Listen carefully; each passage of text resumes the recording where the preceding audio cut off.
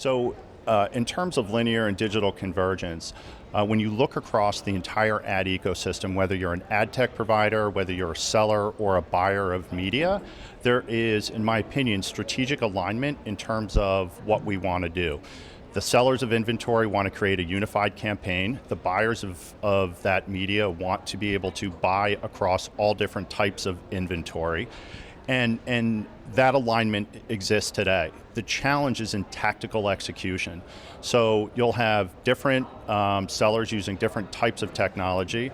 The unified platform doesn't truly exist across all sellers of inventory, and the buyers have fragmentation as well. So there are several challenges today facing the convergence of linear and digital inventory. From an ad tech perspective, I think over the last couple of years, incredible investments have been made. So unified ad tech platforms now exist. In fact, we are outside of the EU, we're actually launching this year with a company that has both distributor and programmer capabilities. From a distributor perspective, the ultimate goal in kind of combining these two pools is to be able to execute a campaign across all of these previously siloed pools of inventory. They still need to work on the overall change management exercise with regard to not just the technology piece, but also their sales staff.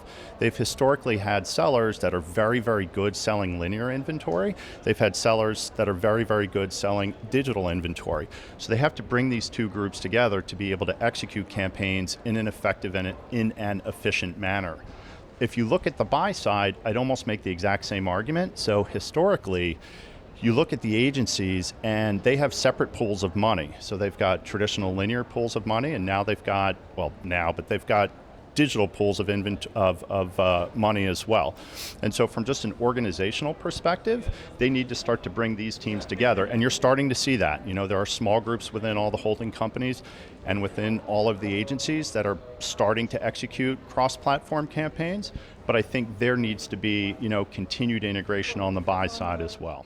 The way that linear success can be replicated in the digital world really starts with live content and live streaming. One of the huge advantages to live linear television today is the seamless ability for broadcasters to, I'm going to say, stream their content through the distributor platforms to millions and millions and millions and millions of concurrent viewers. On the digital side, that challenge exists a little bit today.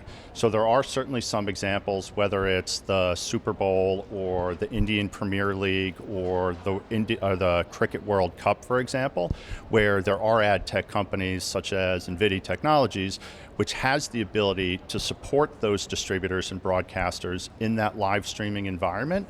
But ultimately, ad decisioning systems need to be able to handle the concurrent viewers that you're going to start to see on the live streaming side.